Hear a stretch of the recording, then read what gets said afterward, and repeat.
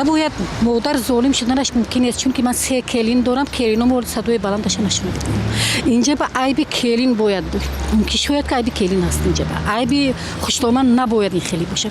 نمیشه برای یک بردنون و کلینش غم میتونه میزنن. خرسک از دو طرف.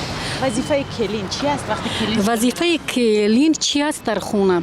بعضیا هم در همین خیلی عقیده هستن که کلین همچون خدمتگار به خونه استفاده میبرن. من ضد این فکرها هستم. کلین هم انسان است. باید دوست باشن.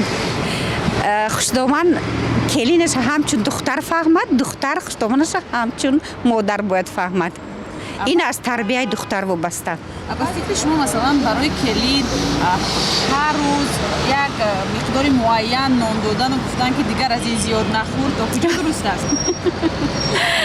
این وحشانیت. مثلا کلین و خوشتومن بسیار بود ملایم شود، خوش ناز شود که هر طرف هم دیگر فهمی شود، زندگی خوب شود. بعد خوشتومن کلین ناز شود اگر و با شهوت ناز میشود.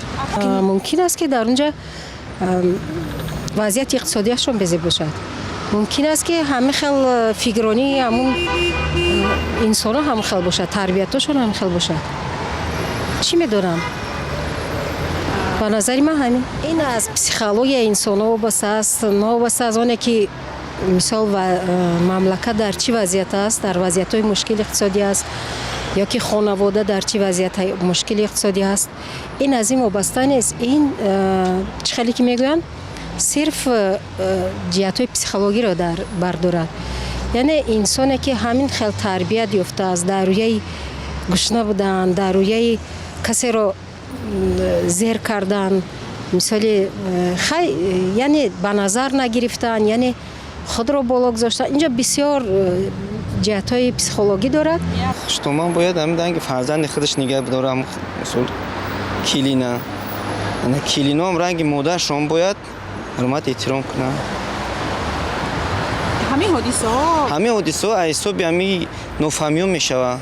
مثلا هم خوشتومن هم مثلا چی کرد چه خیلی که مثلا همین کدوم نفر مونم باشه هم که مثلا که نخواهیم هم مثلا نون نداد کنشیدن بعد بیچاره خواهد چیکار کنه دیگه. هم زندگی و ایران همین حساب همین خیلی زور میشه.